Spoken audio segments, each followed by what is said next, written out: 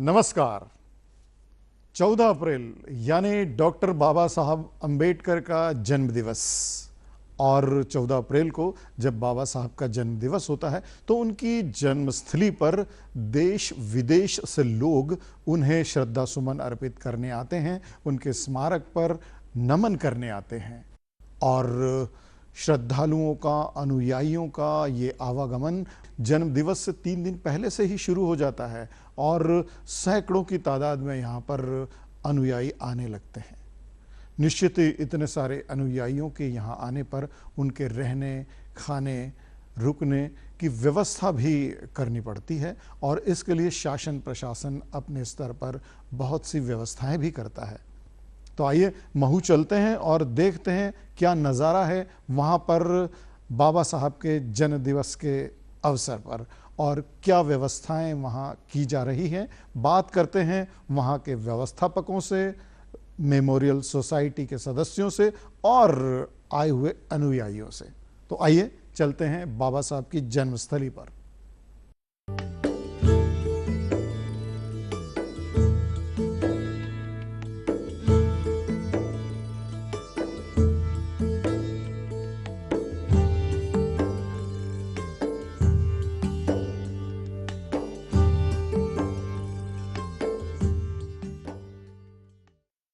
देखिए, डॉक्टर बाबा साहब अंबेडकर जयंती समारोह जो महू में 14 तारीख की तैयारी में धूमधाम से मनाया जाता है, उसी की तैयारी में यहाँ पर ये माहेश्वरी विद्यालय में हम लोग खड़े हुए हैं। जन्मभूमि जन्म स्थान है, वहाँ पर पूरी तैयारियाँ होती है, सभी श्रद्धालु आते हैं। करीब यहाँ पर 12 तारीख से आना शुरू होते हैं और 14 तक यहाँ पर पूरी गैदरिंग्स रहती है श्रद्धालुओं की। तो प्रशासन की ओर से यहाँ पर पूरी व्यवस्था श्रद्धालुओं की जाती है, जिसमें उन्हें रहना, ठहरना, भोजन, नाश्ता, पानी सभी व्यवस्थाएं माकूल होती हैं।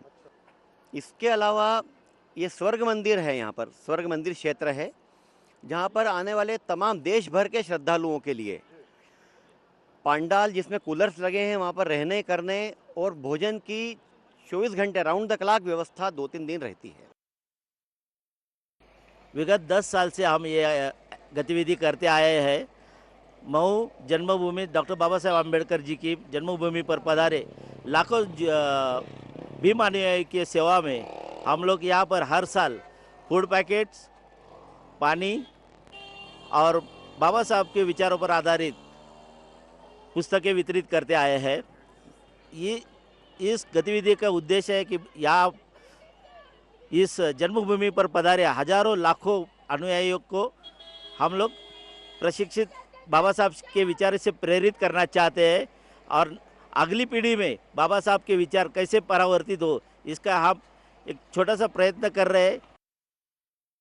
महू जो कि डॉक्टर बाबा साहब भीमराव अंबेडकर साहब की जन्मस्थली है, यहाँ पर लाखों की संख्या में उनके अनुयायी आते हैं और दर्शन करने के लिए आते हैं और लगभग 2-3 दिन पहले से आने लगते हैं। और महू जैसे छोटे से शहर में इतने सारे लोगों के रहने, खाने और अनुयायियों के अलावा बौद्ध भिक्षुकों के भी पूरी तरह से व्यवस्था शासन प्रशासन द्वारा की जाती है। ऐसी ही एक व्यवस्था यहाँ पर माहेश्वरी विद्यालय में की गई है। तो आइए जानते हैं यहाँ के जो प्रभारी हैं उनसे, भारद्वाज जी से, कि ये यहाँ किस तरह की क्या व्यवस्था है। यहाँ पर बौद्ध संतों के लिए प्रशासन द्वारा इस माहेश्वरी स्कूल का अधिग्रहण किया जाता है। अच्छा। यहाँ पर इसमें जो वीआईपी कमरे वगैरह हैं, इसमें डबल बेड वगैरह भी है और पूरे अटैच लेट बाथ के कमरे हैं, पूरे वीआईपी रूम हैं। तो यहाँ पर शासन द्वारा बौद्ध संतों के लिए 3 दिन की व्यवस्था, 12, 13, 14 तीनों दिन की व्यवस्था इनकी यहाँ पर रहती है। बाबा साहब की जन्मभूमि पर उनके अनुयायी जो 12 तारीख से आने लगते हैं, 14 तारीख को जन्म जयंती समारोह रहता है और इतने सारे सैकड़ों अनुयायियों की व्यवस्था करने के लिए अंबेडकर मेमोरियल सोसाइटी के सदस्य भी अपने स्तर पर काम करते हैं। ऐसे ही कुछ हमारे साथ इस सोसाइटी के लोग मौजूद हैं, इनसे बात करते हैं कि किस तरह की क्या व्यवस्थाएं रहती हैं। क्या नाम है आपका? हाँ, मैं पंकज कुमार शंकर ओके, दीबोधी सोसाइटी ऑफ इंडिया का प्रदेश सचिव हूँ मैं और अभी वर्तमान में इंदौर जिले का जिला प्रभारी भी हूँ मैं। यहाँ पर संस्था के द्वारा एक रैली निकाली जाती है और बहुत बाजे गाजे के साथ में बाबा साहब की रैली निकाली गई, जिसमें बहुत सारे श्रद्धालु लोग थे। और रैली का जब समापन हुआ उस रैली में रथ भी थे और रथों पर बौद्ध भिक्षुओं थे। और जब रैली का समापन हुआ तो इसी स्थान पर फिर सभी लोगों के यहाँ पर भोजन की व्यवस्था भी की गई थी। मतलब समिति के सभी सदस्य प्रशासन को सहयोग करते हैं और श्रद्धालुओं की, अनुयायियों की व्यवस्थाओं में मदद करते हैं। योगेन जी, ये बताएं कि ये जो सैकड़ों अनुयायी यहाँ पर आते हैं, तो आपकी सोसाइटी इनकी व्यवस्थाओं में प्रशासन को किस तरह मदद करती है और अनुयायियों की क्या सेवा करते हैं आप लोग? अम्बेडकर जन्मभूमि पे हम यहाँ उपस्थित है। महेश्वरी स्कूल में यहाँ पर बौद्ध भिक्षुओं के खाने की व्यवस्था शासन प्रशासन के माध्यम से की गई है और अम्बेडकर जन्मभूमि मेमोरियल सोसाइटी के हम सभी पदाधिकारी इस कार्यक्रम में सहयोग करते हैं। शासन केवल व्यवस्था की जिम्मेदारी करता है। अब हमें पता होता है कि देश और दुनिया से नाना प्रकार के बौद्ध भिक्षु आते हैं, उनके रीति रिवाज, संस्कार, उनका पूरा हमको संपूर्ण तरीके से ध्यान रखना पड़ता है। योगेन जी, जैसा कि हम जानते हैं, इंदौर में भी लगभग 40 डिग्री के आसपास टेम्परेचर है, महू में भी लगभग यही स्थिति है और महाराष्ट्र में 40 के ऊपर भी जा चुका है। लेकिन अम्बेडकर के अनुयायी, हमने सुना है, अभी हम आ रहे थे रास्ते में हमने देखा है कि अकोला से लगभग 200 से ज़्यादा पदयात्री अकोला से यहाँ तक लगभग 450 किलोमीटर की यात्रा करते हुए आए। तो वो उन लोगों के लिए भी कोई विशेष व्यवस्थाएं की गई हैं क्या? देखो, ये आपका इतना विशेष प्रश्न है कि मैं इससे प्रभावित हूँ आपके प्रश्न से। आज तक संसार के अंदर जितने भी महापुरुष हुए तो आपने देखा होगा उनके झंडे के ऊपर उनका सिंबल नहीं होता, लेकिन आदरणीय महान डॉक्टर बाबा साहब अम्बेडकर की जिनका झंडे के फ्लैग के ऊपर उनकी चित्र भी होता है, ये देखा होगा। तो ये एक ऐसे महान मसीहा हुए हैं जिन्होंने जीवित रहते हुए भी और जीवन के समाप्त होने के बाद भी वंचित लोगों की व्यवस्था की है उन्होंने, और भारत के संपूर्ण लोगों के बारे में चिंतन किया है। उस व्यवस्था के लिए भारत का प्रत्येक नागरिक इनके लिए करोड़ों मील भी चलने के लिए तैयार है। हम तो 100, 200, 500, 600 किलोमीटर की बात कर रहे हैं। अगर देखा जाए, कोई एक इंसान के रूप में अगर कोई एक ऐसा शख्स पैदा हुआ है तो महान बाबा साहब अम्बेडकर से बड़ा कोई आइडियोलॉजी जिसने विश्व की अच्छी संरचना की है। और सौभाग्य हमारा कि उन्हें ज़्यादा समय नहीं हुआ, मात्र 134 वर्ष हुए हैं, और हम सौभाग्य हमारा कि आज हम बाबा साहब अम्बेडकर की जन्मस्थली पे हम सेवा कर रहे हैं। पहले तो मैं पूरे विश्व को बाबा साहब की 134वीं जयंती पर सभी को हार्दिक शुभकामनाएं देती हूँ। आज उनका बहुत बहुत आशीर्वाद है अपने लिए कि आज उन्होंने हमें स्त्रियों को यहाँ खड़े होने का अधिकार दिया है, हमें शिक्षित होने का अधिकार दिया है, हमें वोट डालने का अधिकार दिया है। जहाँ हम नहीं जा सकते थे, जो हम नहीं कर पाते थे, वो बाबा साहब की बदौलत आज हम सब कुछ कर रहे हैं।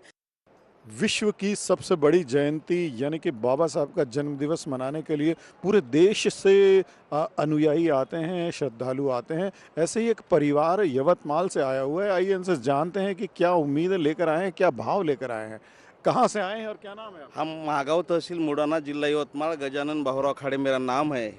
हम बाबा साहब थे करके हम है, बाबा साहब नहीं होते तो हम नहीं होते। बाबा साहब ने जो दुनिया को दिया है, एक राष्ट्र का संविधान, सबसे अच्छा संविधान, भारत का संविधान सारे जग में प्रसिद्ध है।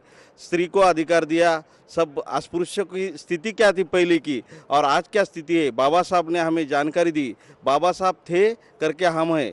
बाबा साहब के जन्मभूमि पर हम इसलिए आते हैं कि बाबा साहब के जन्म स्थान से प्रेरणा लेते हैं, किताब लेके जाते हैं, बच्चों को ज्ञान दिलाते हैं। बच्चे आते हैं, उनको प्रेरणा मिलती है, बच्चों को बताते बाबा साहब का इतिहास, बाबा साहब का जन्म कहाँ हुआ, कैसे स्थिति में हुआ, बाबा साहब कैसे थे और आज की स्थिति अपनी क्या है, ये बताते। वो बच्चे भी प्रेरणा लेके जाते कि हम बाबा साहब के भूमि को देख के आए। भीमा तुझ्या मऊला जाऊन काला आलो, या गाण्याप्रमाणे आम्ही बाबासाहेबाच्या जन्मभूमीला दरवर्षी येत असतो आणि बाबासाहेबांना नतमस्तक होत असतो। क्या गीत है ये, थोड़ा सा गुनगुनाएंगे? भीमा तुझ्या मऊला जाऊन काल आलो, भीमा तुझ्या मऊला जाऊन काल आलो। मतलब डॉक्टर बाबा साहब अम्बेडकर के महू में हम कल जाकर आए हैं, यही इस गीत की मूल भावना है। चलिए, ये बहुत बड़ी बात है कि जो श्रद्धालु हैं, जो अनुयायी हैं बाबा साहब के, वो इस जन्मभूमि को प्रणाम करने यहाँ आते हैं। हमारे साथ यवतमाल से प्रिया जी हैं। प्रिया जी, ये बताएं कि क्या सोच लेकर आई हैं? बाबा साहेब ने भारत की राज्य घटना लिखी है और ये हमारे बच्चों को ज्ञान मिलता है, इसलिए हम यहाँ पर आ गए हैं। और कुछ बच्चों को उसकी जन्मभूमि हमको दिखानी चाहते थे हम। और भारत की राज्य घटना ली बाबा साहेब ने 2 साल 11 महीने 18 दिन, और बच्चे भी उनको गंवाए उसने। कुछ एक मतलब संविधान। हाँ, संविधान लिखा है बाबा साहेब ने, 2 वर्ष 11 महीने 18 दिन। स्त्रियों को उन्होंने सारा समान हक दिया है सर। अच्छा। हाँ, उस गांव में बहुत गांव में जाति भेद चलता है सर। हाँ, कुछ भी पानी के लिए चलता था पहले, और कई कई गांव में अभी भी चालू है सर जाति भेद। वो मेरा मत है कि जाति भेद मत करो, ये बच्चे को पढ़ाओ शिकाओ और शिका संघटित व्हा आणि संघर्ष करा, हे बाबासाहेबांनी आपल्याला एक महामंत्र दिलेला आहे, ते आपण त्याचं पालन केलं पाहिजे। मतलब आप ये कहना चाह रही हैं कि बाबा साहब ने कहा है कि शिक्षित बने, संगठित बने और अपने अधिकारों के लिए संघर्ष करें। हाँ, ये मैं बताना चाहती हूँ सर। हाँ, और एक छोटा सा गीत भी। काल डोईवर पाटी सेन, आज हातात पाटी पेन, भीमाचं देन घरात फोन, आज स्वाभिमानाने डोलते, भीमामुळे मोबाईलवर आज जय भीम बोलतोय, भीमामुळे मोबाईलवर आज जय भीम बोलतोय। काल डोईवर पाटी सेन, आज हातात पाटी पेन, भीमाचं देन घरात फोन, आज स्वाभिमानाने डोलते, काल फाटकच लुगडं नेसून, आज शालू पैठणी नेसून, साज शिंगार गालात हसून, बया बोलती जय भीम ठ्यासून, साज शिंगार गालात हसून, बया बोलती जय भीम ठ्यासून। काल होतो मी आडानी गोटा, दिला भीमानी ज्ञानाचा साठा, झालो साहेब मंत्री मोठा, आज खिशात गांधी छाप नोटा, झालो साहेब मंत्री मोठा, आज खिशात गांधी छाप नोटा। संविधान को मानने वाले बाबा साहब के अनुयायी पूरे देश भर से उनकी जयंती के अवसर पर महू में इकट्ठे होते हैं, जन्मभूमि पर शीश नवाने आते हैं। इसमें कुछ लोग गाड़ियों से आते हैं, कुछ लोग पैदल आते हैं और कुछ लोग साइकिल से भी आते हैं। ऐसे ही एक साइकिल से आने वाले यात्री टाइगर हमारे बीच में है, जो कि लगभग 1000 किलोमीटर साइकिल चलाकर आए हैं। टाइगर, बताएं कि किस तरह क्या प्रण लेकर आए हैं साइकिल पर और कहां से आए हैं? जी सर, सभी को मेरा क्रांतिकारी जय भीम। मैंने ग्राम आजमपुर मिरैची जिला एटा से 1 अप्रैल को मैंने जो भीम यात्रा जो स्टार्ट की थी, वो यहाँ तक गांवों में घूमते घूमते मुझे 1000 किलो से ज़्यादा मतलब पड़ी, पैदल भी चला, साइकिल पे भी चला मैं। और मैं यहाँ पर ये संदेश लेके आया था, हमारे डॉक्टर BR अम्बेडकर जी ने हमें पहनने, खाने, ओढ़ने, पढ़ने का हर तरीका अधिकार दिया। मैं चाहता हूँ ज़्यादा से ज़्यादा संख्या में यहाँ आएँ और बाबा साहब का इतिहास, बाबा साहब को पढ़ें। ज़्यादा से ज़्यादा संख्या में लोगों को नौकरियाँ लगेंगी, तो मैं तो यही चाहूँगा ज़्यादा से ज़्यादा लोग संख्या में यहाँ पर आएँ और बाबा साहब को एक बार पढ़ें। बाबा साहब ने हमें बहुत अच्छा संविधान दिया है, जीने का अधिकार दिया है, तो मैं इसी को साथ लेकर मैं अकेला निकला था घर से। और चलिए, बहुत बहुत अच्छी बात है कि आप इतनी दूर तक पढ़ाई का प्रण लेकर आए हैं, लोगों को प्रेरित करने के लिए आए हैं। और बाबा साहब ने कहा भी है कि शिक्षा शेरनी का दूध है, तो सभी लोग शिक्षित हों, यही हमारी कामना है। ये जो सैकड़ों की संख्या में यहाँ पर श्रद्धालु और अनुयायी आते हैं, यह बाबा साहब की जयंती पर यहाँ इकट्ठे होते हैं। और बाबा साहब के जन्म दिवस यानी 14 अप्रैल के एक दिन पहले से 13 अप्रैल की रात से यहाँ पर समारोह मनने शुरू हो जाते हैं। विशेष करके स्मारक पर गीत संगीत के साथ यहाँ पर लोग नृत्य करने लगते हैं और एक उत्सवी माहौल बन जाता है।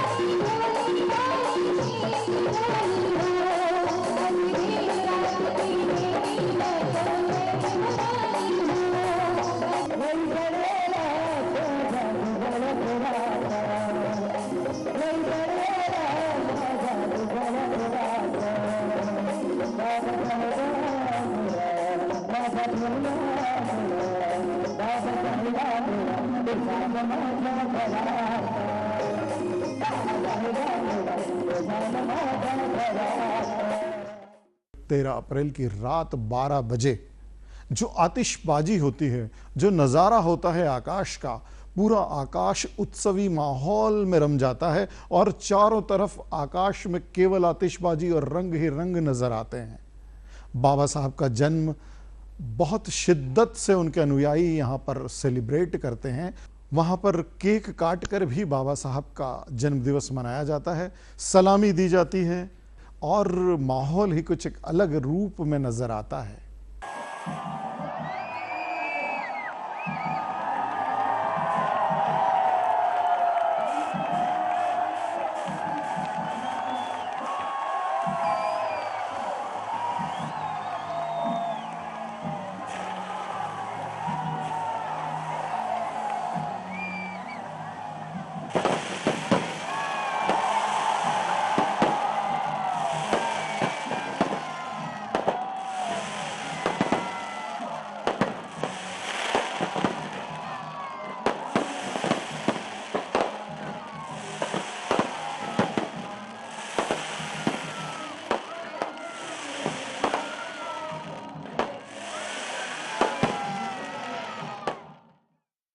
और फिर शुरू होता है आतिशबाजी के बाद बाबा साहब के स्मारक पर उन्हें नमन करने का सिलसिला, जो कि पूरी रात जारी रहता है। सुबह तक कंटिन्यू श्रद्धालु आते रहते हैं, अपने श्रद्धा सुमन अर्पित करते रहते हैं। 14 अप्रैल को सुबह आधिकारिक कार्यक्रम की शुरुआत होती है। आइए देखते हैं इस 14 अप्रैल को क्या चल रहा है बाबा साहब की जन्मभूमि पर।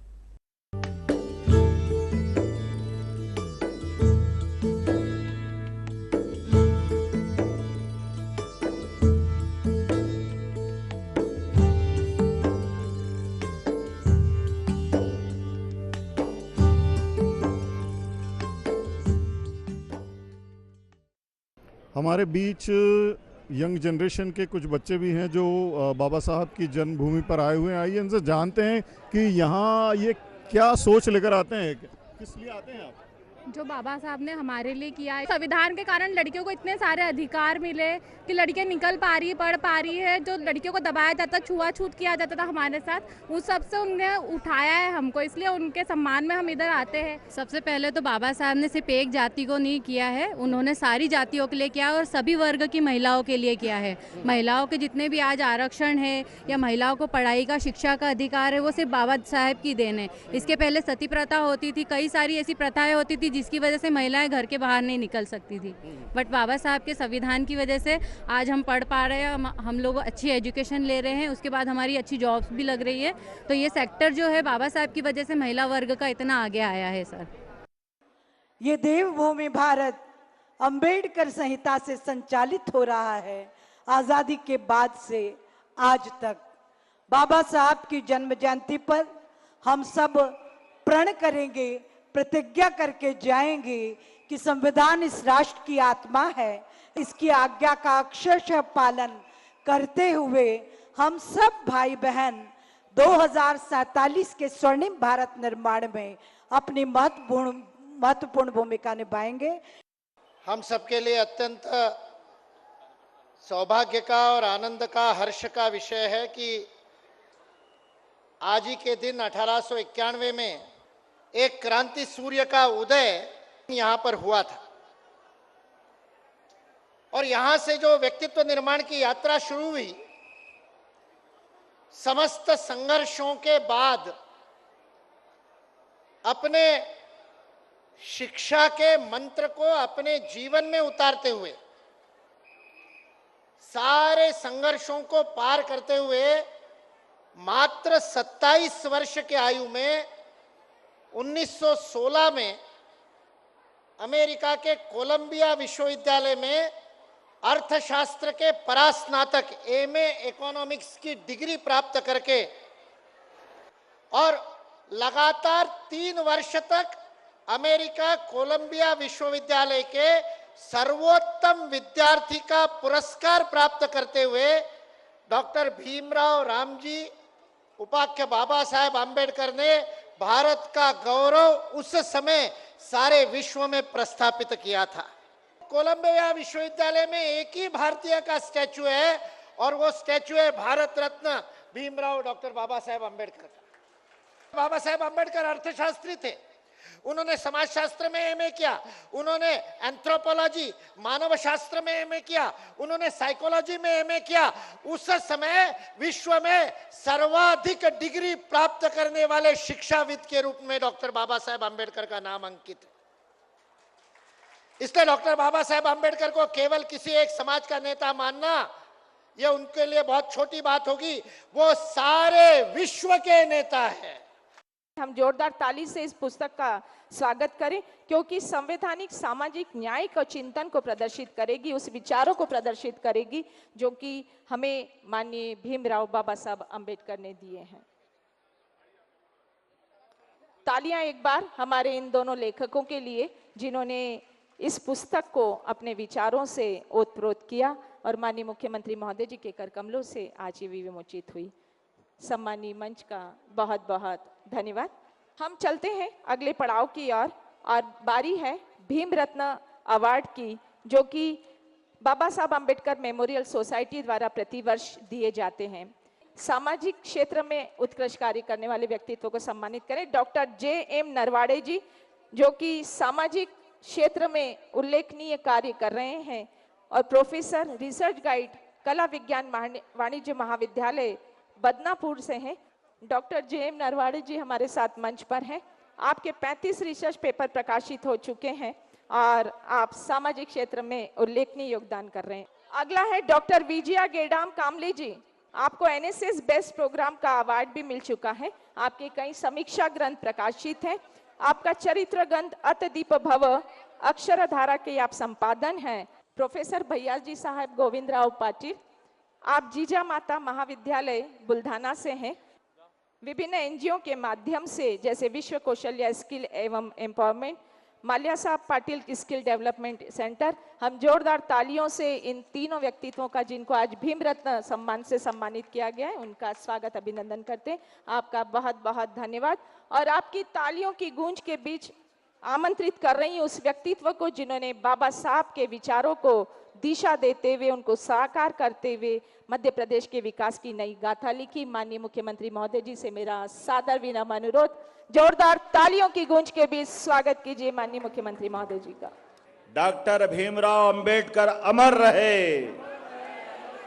जरा अच्छे से दोनों हाथ की मुट्ठी बांध करके जोर का मेरे साथ नारा दोहराएंगे, डॉक्टर भीमराव अंबेडकर अमर रहे, बाबा साहब अमर रहे, जय भीम, जय भीम। हम सबका सौभाग्य है एक ऐसे अमर व्यक्तित्व को हम स्मरण करने के लिए उनके जन्म स्थान पर एकत्रित आए हैं, जिनने 20वीं शताब्दी के अंदर ही देश की आज़ादी के साथ ऐसा अद्वितीय काम किया जिसके कारण बीते 1000 साल की गुलामी का हमारा जो काल था, जिसके कई सबक हमको थे और उन्होंने वो सारी गलतियों को सुधारने का प्रयास किया, जिसके कारण भारत अब दुनिया का आदर्श देश बना। जोरदार अभिनंदन करें ऐसे महान सपूत अंबेडकर जी का स्मरण करते हुए। विस्तार से बात करने का तो समय कम है, लेकिन ये बात भी सही है, अंबेडकर जी के अगर जीवन के योगदानों को मिलाकर के बात करें, वो इतने बहुआयामी हैं और एक एक निर्णय उनका ऐसा लग रहा कि वो अपने भविष्य को जानते थे भारत के। इसलिए भारत के भविष्य के अंदर उठने वाली चुनौतियां, आने वाली कठिनाइयां, ऐसे सारे मामलों को अंबेडकर जी ने अपने जीवन काल में, यद्यपि उनका जीवन बहुत कठिनाई का है, लेकिन हम सब जानते हैं कि जो कठिनाई के बाद अच्छे मुकाम पे पहुंच जाए तो पलट के पीछे वालों के लिए वो कठिनाई भूल जाते हैं। लेकिन अंबेडकर जी ऐसे व्यक्तित्व के धनी नहीं थे। उन्होंने अपने जीवन में जो संघर्ष किया, उस संघर्ष से सबक लेते हुए भविष्य में अपने भाई बहन कभी ऐसा कोई कठिनाई आए उसके खिलाफ लगातार संघर्ष करते रहिए। मैं उनको दोनों हाथ जोड़ के प्रणाम करता हूं, अंबेडकर जी के उस योगदान को। मैं सौभाग्यशाली हूं यशस्वी प्रधानमंत्री नरेंद्र मोदी जी का, जिन्होंने अंबेडकर की जो जो ऐसी स्मरणीय उनकी स्थान है उनको पंच तीर्थ के रूप में मान्यता दी। जोरदार अभिनंदन करें माननीय मोदी जी का। हम सब जानते हैं आज ये हजारों लाखों की तादाद में महू में आकर के अपने उस महापुरुष को याद करके अगर प्रणाम करने का मौका मिलता है तो हमको मालूम है अस्थि कलश को प्रणाम करके हमारा जीवन भी धन्य होता है। ये महू का धाम तीर्थ के रूप में बन गया। और भंते जी, आपकी भावना का भी सम्मान करूंगा। आपने कहा कि यात्री आते हैं, लगातार यात्री बढ़ते जा रहे हैं। अब ये ट्रस्ट बन गया, समिति बन गई, ये तीर्थ बन गया, तो लोगों के रुकने की धर्मशाला की जरूरत भी पड़ेगी। तो मैं धन्यवाद देना चाहूंगा। 3.5 एकड़ जमीन सरकार के द्वारा दी गई है। जोरदार अभिनंदन करें हमारे इस तीर्थ के लिए।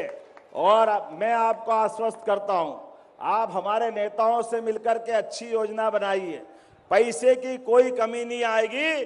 जो आप मांगोगे अंबेडकर जी के लिए सब कुछ देने के लिए तैयार। जो भी अंबेडकर जी को स्मरण करते हुए यहाँ आएंगे उनके लिए सारा प्रबंध हमारी सरकार के द्वारा किया जाएगा। कोई कोर कसर नहीं रहेगी। सारी व्यवस्था जुटाने का काम हमारी सरकार के माध्यम से होगा। मेरी अपनी ओर से पुनः बाबा साहब के चरणों में विनम्र आदरांजलि। बहुत बहुत धन्यवाद। भारत माता की। डॉक्टर भीमराव अंबेडकर अमर रहे, बाबा साहब अमर रहे। बहुत बहुत धन्यवाद। भारत माता की जय। जरा माननीय मुख्यमंत्री जी के लिए जोरदार ताली बजाएं। मैं माननीय आदरणीय देवड़ा जी, आदरणीय महेंद्र जी भाई साहब और हमारे इस मंच को गौरवान्वित कर रहे हैं आदरणीय कनिष्कर भाई साहब जी, और इस मंच पर उपस्थित सभी मंच को गौरवान्वित कर रहे हैं सभी मंत्रीगण और उषा दीदी, आदरणीय सभी का मैं इस मंच के माध्यम से आभार व्यक्त करता हूं। आप सब लोग आए और आज इतनी बड़ी 3.5 एकड़ पर जो मध्य प्रदेश की सरकार ने भाई साहब यादव जी ने दी और उसके ऊपर बनाने के लिए धर्मशाला, ध्यान साधना केंद्र, ऑडिटोरियम और पुस्तकालय बनाने के लिए जगह हमको मिली है, उसके ऊपर भाई साहब ने बिल्कुल सबको कहा है कि आप चिंता ना करें। इसके लिए मैं भाई साहब का बहुत बहुत आभार व्यक्त करता हूँ। धन्यवाद। तो ये था बाबा साहब के जन्मस्थल पर उनकी जयंती पर आयोजित कार्यक्रम, और निश्चित ही आप सभी ने इस कार्यक्रम को देखकर अपने आप को वहीं पर महसूस किया होगा। इसी के साथ हमारा इंदौर डायरी का ये अंक हम यहीं समाप्त करते हैं। अगले अंक में आपसे फिर मुलाकात होगी। तब तक के लिए नमस्कार।